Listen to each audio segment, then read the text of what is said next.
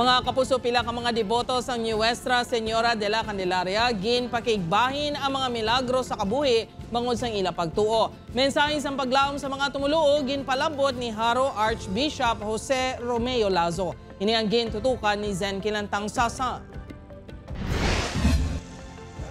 Duha ka adlaw antes ang pagsaulog sang kapistahan ni Nuestra Señora de la Candelaria, madamo na nga mga deboto ang nagpadulong sa Haro Metropolitan Cathedral. Ang pamilya Lacupa nagtingog nga nagsimba agud pasalamatan ang pagsabat sa ila mga pangamuyo. Ilabi na ang paghatag sang ikaduha nga kabuhi sa ila baby girl. Istorya ni Manang Sherlyn, tuig 2021 sang jutayan lang ginbawian sang kabuhi ang iya bata pag-abot sa ospital bangod sang dehydration. Apang dako nga milagro ang natabo sang na-revive ini sang doktor. Every mag-birthday siya, makadto kami di para i-praise siya.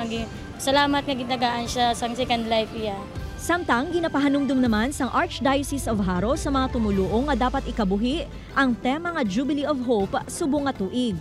Sa simple nga mga pamaagi sarang mangin kapawa ang kada isa sa mga tao nga nagakadulaan na sang paglaom bangod sa ginapangatubang nga kabudlayan sa matag adlaw. This year, our Mother Mary, Nanay Kandi, as we lovingly call her, will be visiting her children spread around the world. Being a pilgrim of hope, sower of hope, radiating hope, bearer of hope, she would not only be a bearer of light, but also hope.